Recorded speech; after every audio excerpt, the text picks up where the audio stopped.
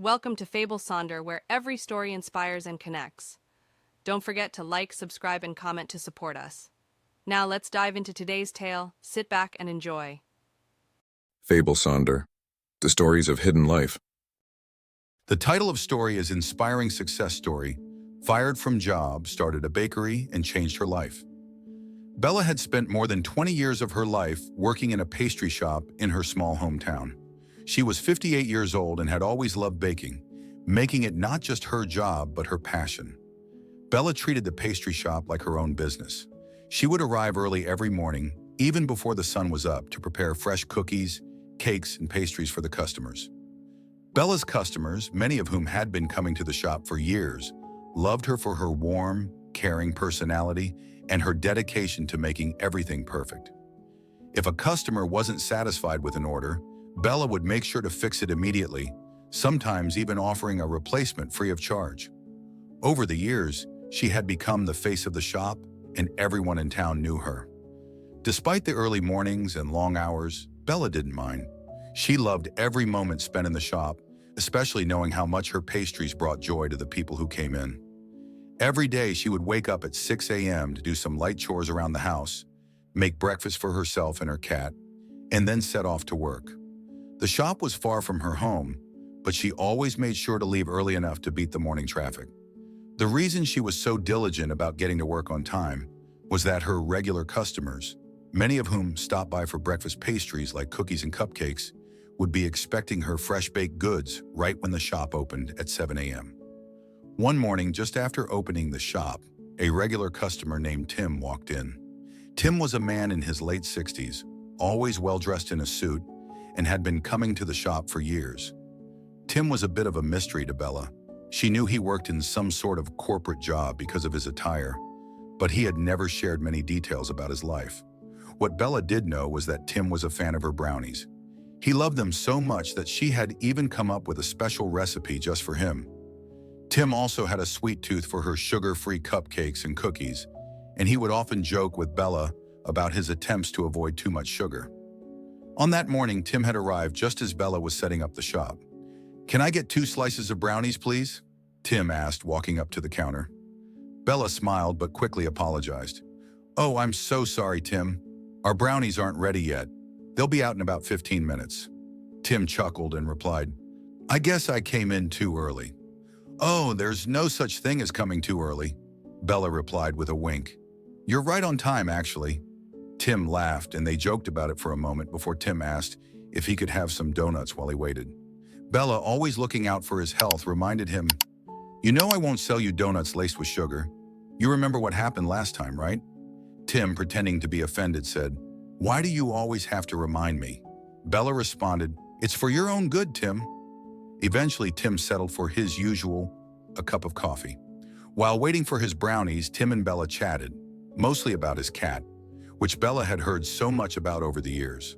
Though Bella and Tim were close, she didn't know much about his personal life. What she did know was that Tim came in every morning without fail and often stayed until the evening. He was a man of habit, and Bella had grown fond of their daily conversations. He was her first customer every morning, and sometimes he was the last to leave at night. Bella enjoyed their chats, but she had always been curious about Tim's mysterious corporate job. One day, she had tried to ask him what he did for a living, but Tim seemed hesitant and quickly changed the subject. Bella, sensing his discomfort, stopped asking and simply enjoyed their interactions. But one fateful day, Bella's life took an unexpected turn. While she was busy attending to some customers, the shop owner walked in unannounced. He didn't even give Bella a chance to greet him before he dropped a bombshell. "Bella, I've been receiving complaints about you." Bella, confused and taken aback, asked, "Really?" "I haven't had any complaints." The shop owner, whose name was Jake, continued, "Listen, Bella, I know how much you love the shop, but it's come to my attention that you're getting too old for this job. We can't keep going on like this." Bella, shocked, immediately tried to defend herself, saying, "Come on, Jake. I may look older, but I'm still strong and capable. I'm still doing my best." Jake, however, wasn't listening. "I'm sorry, Bella, but I've decided it's time to let you go. You're being replaced by someone cheaper. I can't afford to keep paying you anymore." Bella's heart sank. She couldn't believe what she was hearing. After dedicating over 20 years of her life to the shop, she was being let go without a second thought. "Please, Jake," Bella begged. "I've given everything to this shop. You can't do this to me. Baking is all I know. Without this job, I'll be lost." But Jake remained cold and firm. "It's for your own good, Bella. You can finally rest and enjoy your life. I'll send someone to get your things." And just like that, Bella was fired. The next 2 days were the hardest Bella had ever faced. She spent her time at home, unsure of what to do next. But then, something unexpected happened.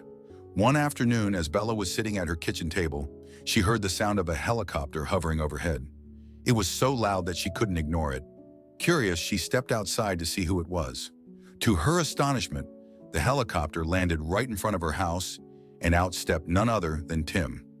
"Tim, is that you?" Bella asked in disbelief as she walked toward him.